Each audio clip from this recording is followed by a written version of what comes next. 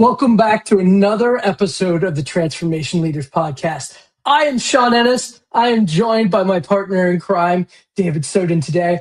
And we're going to talk about something that I know is near and dear to both of our hearts. When AI is just not the answer. I make the joke all the time. AI is not magic, it's mathematics. And people assume all the time that it's fairy dust. You have a problem and you just sprinkle a little here, sprinkle a little there, and then all of a sudden, boom, your business problem is solved. In fact, usually AI adds a layer of complexity to business problems that you're trying to solve. So while it is the proverbial Swiss Army knife for solutioneers, and certainly, if you've been paying attention to our podcast, we talk about it a whole bunch because of that. I think it's a really good opportunity. David, take us through when AI just isn't the answer. Yeah, no, happy to. And this unfortunately is all too true, all too often. And half the time, you'd be surprised how many times we talk people off of the ledge. But more importantly, it's not to talk them off of the ledge per se. It's to just say, look, if you want to jump, that's okay. But did you notice you didn't have a parachute? And so it's really about keeping people safe and making sure that they understand the ramifications or what may happen and come down. So the first thing that everybody falls into, they feel the enormous pressure from the news cycles, from their colleagues. If they're a publicly owned company, obviously they're shareholders.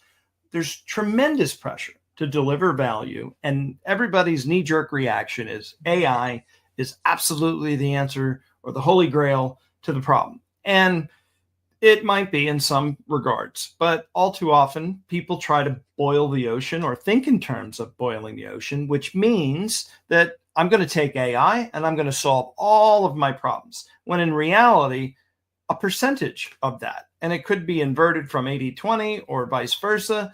It doesn't matter.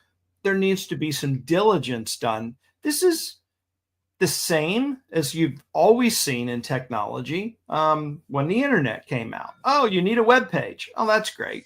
And then all of a sudden everybody had a web page, but then nobody could be found online because they didn't do SEO and all of this other wonderful stuff. And this is even before Google. Anyway, the bottom line is, as fast as everything changed, nothing really changes at the same time. So just breathe, slow down, take it easy. It's all good. We can get through this. And it really starts off with trying to figure out, where is your baseline? Where are you today? And this is probably the first source of contention, that as soon as I ask this question, I hear crickets in the room. People don't want to speak. And now this isn't always the case, but in most cases, when I ask people, okay, you want to do X to do whatever outcome, where are you today? What numbers do you have that shows how much you're spending, how long it takes? Very simple question, because I'm just asking, where are the baseline? And I also ask it to find out so that we can have success measurements downstream. And if you don't know where you are today, but you have an idea where you might want to be, and it gets really worse when it's fuzzy, when you're like, I want to go somewhere over there or anywhere around, all the way around. And so it gets really, really sticky, really, really quick. And so the other thing is, what return on your investment are you looking for? Which begs the question, how much are you willing to spend? How much do you think it's going to cost? So you need to start thinking in terms of these types of lines. And more importantly, the success criteria, I just mentioned two of those. Those two leading questions help lead you along the proper pathway to figure out what success means for you. And there may be other ancillary, and there will be other ancillary points along the line. As far as people's expectations, it could be external shareholders, internal shareholders, or stakeholders, not shareholders, sorry. And when all of this comes together, the end result is that you may not be getting the impact that you think you're going to get. And all too often, we just throw something at the wall, whether it's a chat bot or an AI-driven workflow or a bunch of agents, spinning up, doing God knows what. And at the end of the day, you're not going to get the value that you see. So that's my setup for this one. Sean, you got anything else to add, or some other examples that you could give, maybe even in, I don't know, the last 6 months, because I can think of at least 12. Yeah. I mean, one of the answers that I saw was, we talked to a client. They're very concerned about their knowledge base, and that for some reason their knowledge base being loaded into their AI engine was not generating good results. And we went in there, looked at everything that they were doing, and it was a simple problem on the chunking configuration in the back end. There was nothing wrong with their content.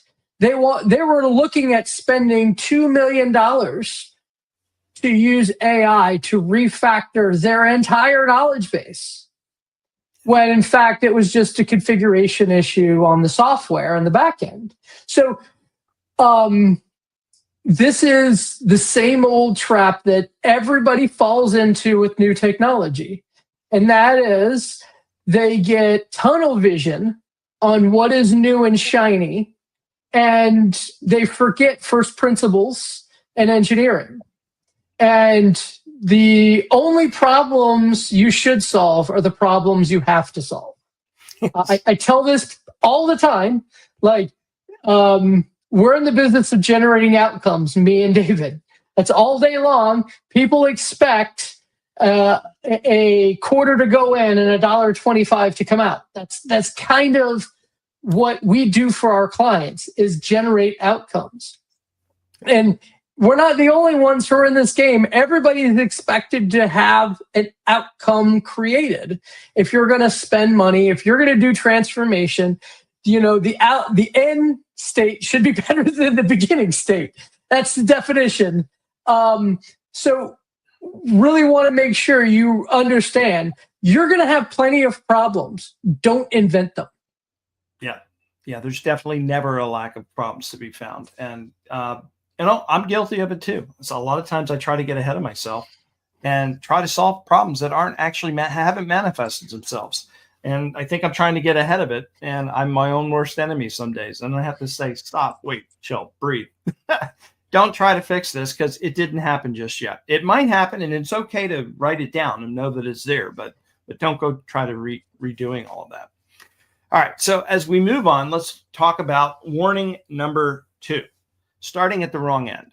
And everybody, again, throw agents, whether it's a workflow, whether it's a chat bot, a half-baked whatever, these little mistakes. The one mistake that Sean just talked about is chunking. So for those of you that are not familiar or that may not be technical, let's just look at a sheet of paper, right? This is a blank notepad. I don't have anything written on it.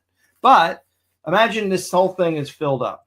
All chunking does is say, I'm going to take this paragraph, this paragraph, this paragraph, and I'm going to work my way down. By the end of the day, I may have 16 chunks, paragraphs, or pieces of text, or I may have 8 or 2 or none, depending on whoever's configuring the thing.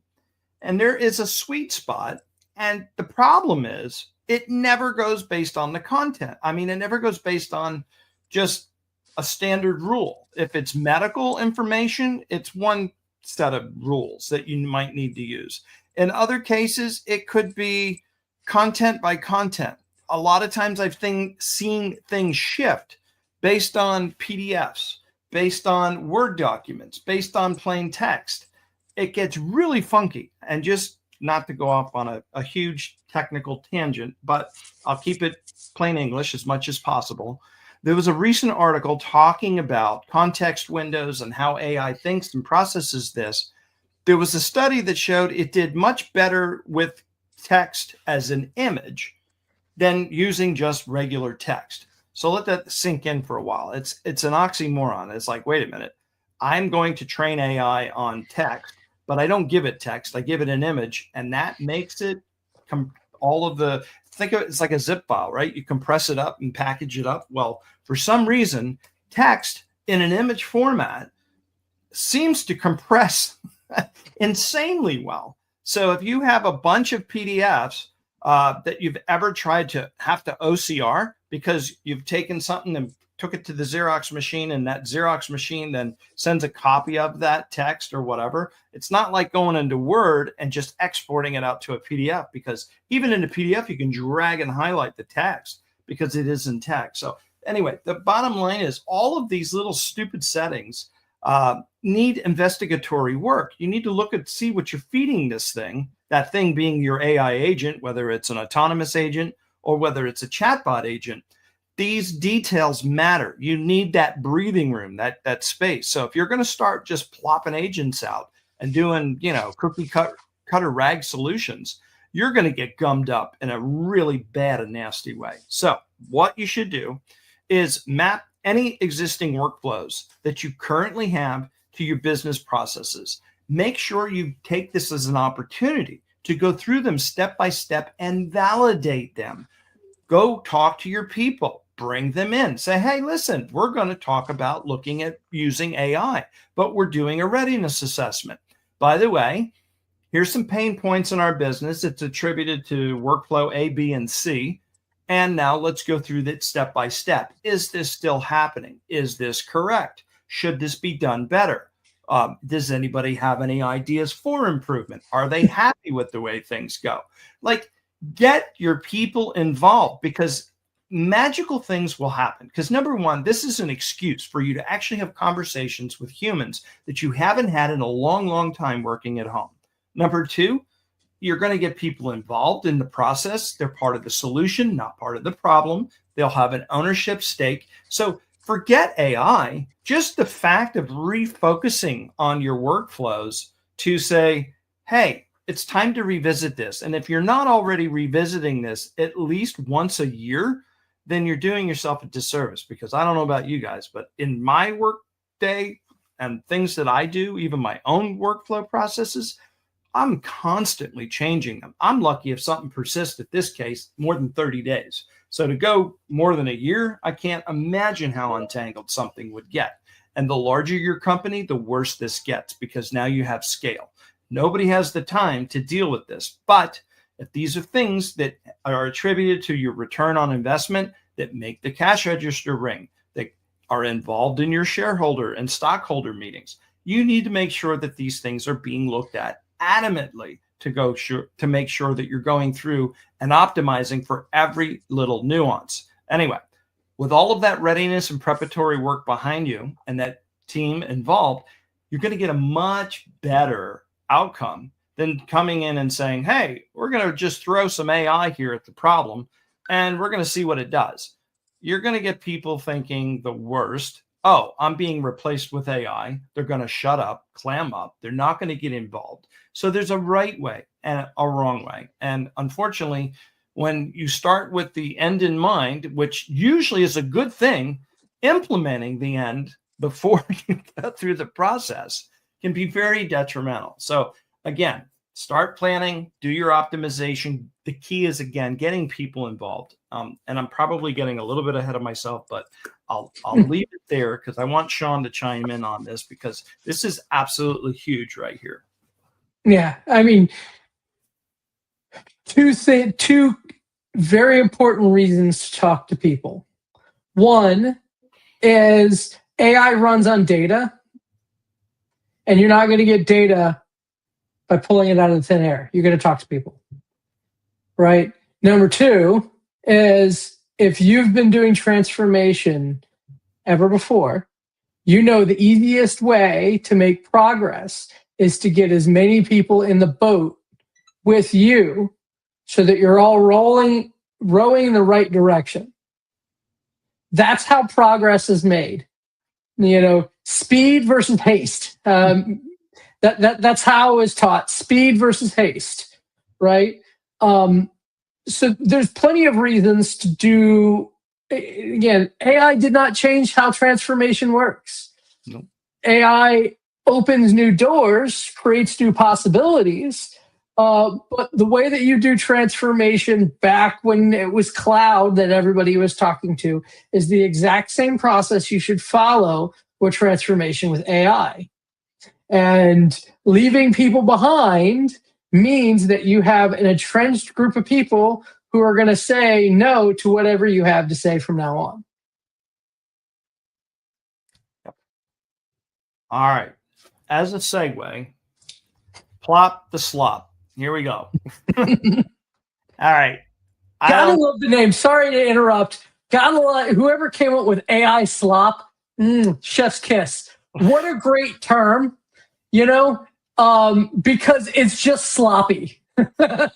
It just shows that somebody cares so little about their outcomes and the deliverables that they just tell a child to do it. And if you are on the other end of slop, you just need to realize the kind of experience somebody cares giving you. And you need to remember that yourself. The outcome is very important. It is. It absolutely is. I think the box that is on screen that I want everybody to take special close attention to, even if you're not in a retail business.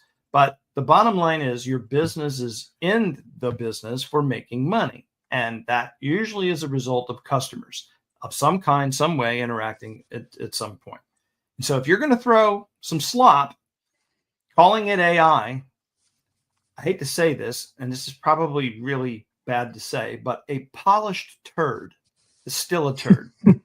So at the end of the day, it really is all about customer satisfaction, increasing the trust, giving people what they want quicker, better, faster, better experiences. This is what you're supposed to be going for.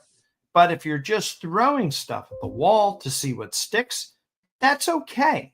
But do it in a controlled way and communicate that, hey, we are testing certain things.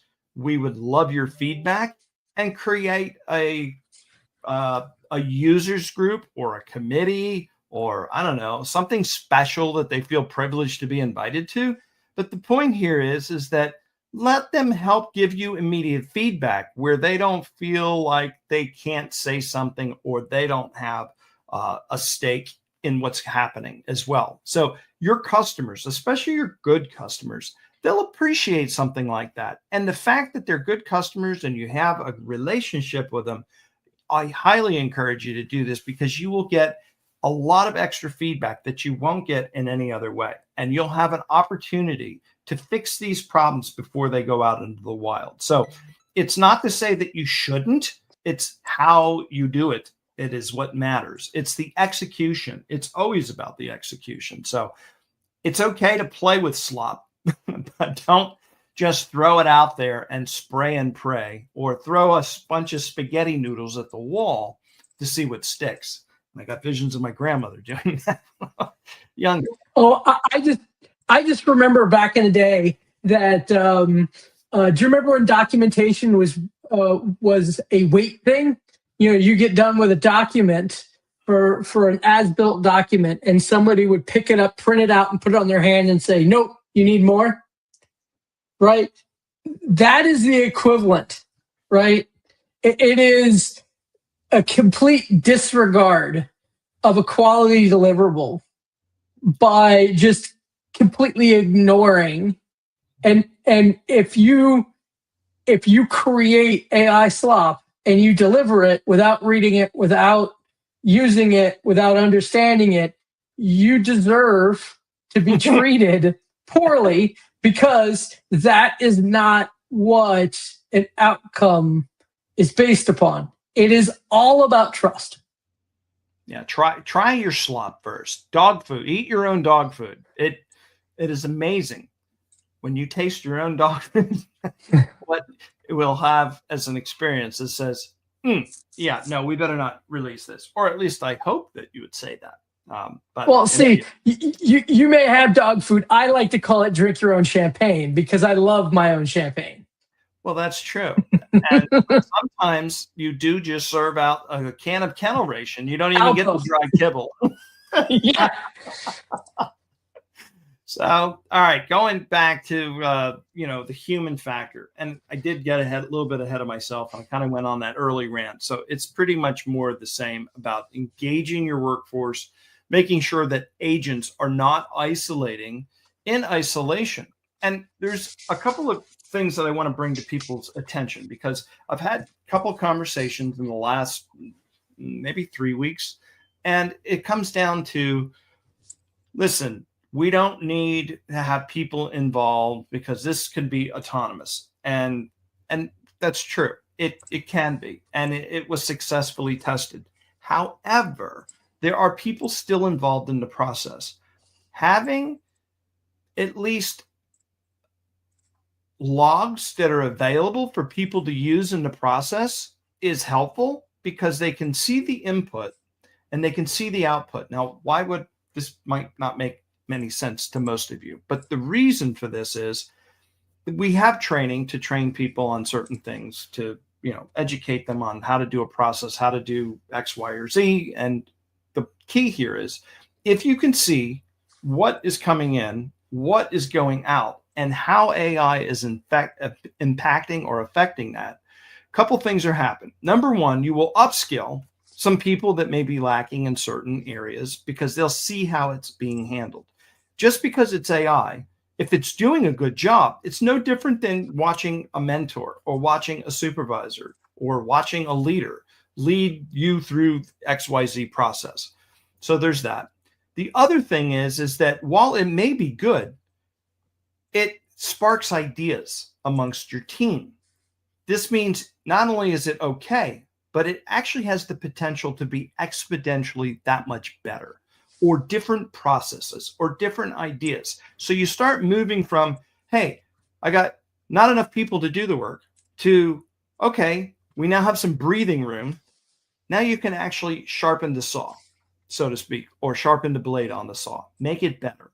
How can you actually take things up to a next level? How can you do whatever it is that you do better than your competitors? You see where this is going?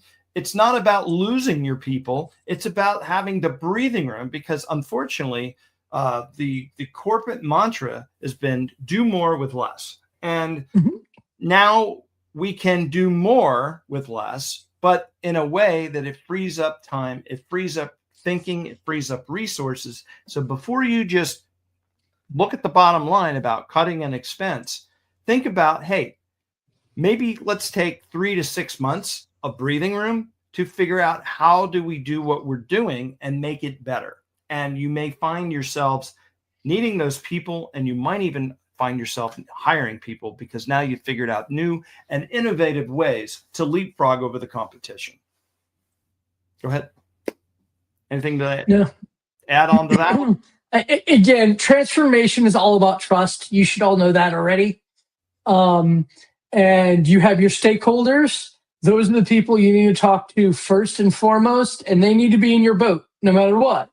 Now, all the people that you may be replacing, you don't need all of them in your boat, but you need a couple of them, or you at least need the data provided. And maybe you're not involved in that conversation. Maybe the stakeholder's job is to get that data for you. But data is absolutely important. And you have to know where you're going. Transformation is starting from one place, getting to another, and doing it as quickly and efficiently as possible. You cannot start the journey unless people trust you and you keep them along. And if you are handing even early draft deliverables that are full of AI slop, you're not going to get any trust. Yes. Yep. So just wanted to recap for everybody again, just a quick 4 bullet points. Number 1, make sure that you've defined whatever your clear business value is going to be, what you're expecting to get out of AI, and make sure that you have this ready before you even start. And the next thing is map your workflows first. Take this opportunity to revisit your workflows. Get your people involved. Even if you decide against AI, you will find yourself light years ahead of where you would have been if you didn't do this, because I guarantee you, at least minimally, I would almost put a $5,000 to $10,000 wager on this one. Most companies, not all, most companies will find themselves with at least a 20% opportunity to make improvements, or you're going to like be super shocked that X, Y, or Z is still happening, and you're going to be so glad that you did it. So I think the biggest bang for your buck is going to be on number 2. Maybe start there, because that will also help you possibly define whatever business value that you're looking for, because it may change the game. It doesn't matter. It depends on the use case and the situation, but this could unfold in a multitude of ways. Number 3, set your quality standards. You need to know where these guardrails are, where your own governance lines lie, what is acceptable, what's unacceptable. And more importantly, it kind of goes hand in hand with defining that business value. These two things are coupled together, unfortunately, and fortunately at the same time, depending on your use case. And then ultimately, at the end of the day, this was also number 2 and number 4. They go hand in hand. Engage your people. Make sure they're involved in the process, because honestly, people are still your company's greatest asset. Maybe one day in 100 years, I don't know, maybe I'm being optimistic, but I just, AI is awesome and cool, and Sean and I rant and rave about it every week. But at the end of the day, it's all about people. People make the companies grow. People make the companies work. It's your customers that are people that are buying these things. It's not robots buying other robot goods and services. We're still humans. We're still around. Skynet has not come down and swooped us away and taken us away off into Never Never Land. Terminator's not going to show up tonight and get you. Halloween's come and gone. So we're moving on into Christmas.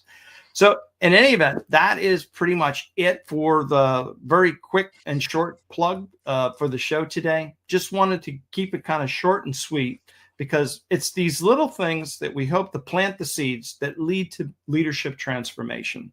It sounds simple, but in all exercise, Sean and I get gummed up on the daily on this, in any one given trench, and any one of these 3 or 4 pillars.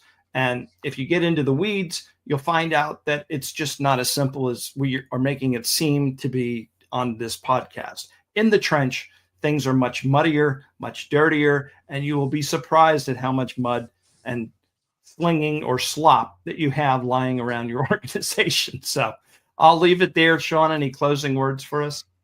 No, I think you covered it quite well. This is a Transformation Leaders podcast, not the Transformation Followers podcast. So, these are the things for leaders to make sure that you're successful, and that you're telling your team, you're telling your leaders, you're telling your people, like, hey, these are the things we need to be thinking about. And, good, clean process will help you no matter what the technology, no matter what the problem. And I know technology is that shiny object, and you're talking to somebody who has the shiny object disease. But you always need to remember the outcome's the most important thing, and the process will get you there. The people will help you achieve it, and the technology is always the least important thing. And speaking about telling other people, we have a QR code live on the screen for you. If you haven't noticed, we're going to have these here every week. And it'll either be a link directly to the Transformation Leaders Podcast website, which also coincidentally is down below in the URL, so you can see it and type it in at any time. But this week's QR code is going to go to this week's presentation. We thought it was special enough for you, even though it's as simple as it is. Just take it, download it, and use it in your conversations internally. And then if you go to the transformationleaderspodcast.com, we have a form, a contact us form. You can reach out to Sean and I at the same time. So kill 2 birds with 1 stone. Send us a message. We'd love to talk to you. As a matter of fact, we just received an email from somebody, and who knows, maybe we'll have those folks on the podcast in a future session. But that's how folks are getting a hold of us. We look forward to hearing from each one of you. And we're here every Wednesday at 12 o'clock noon. So until next time, thank you very much, everybody. Bye-bye.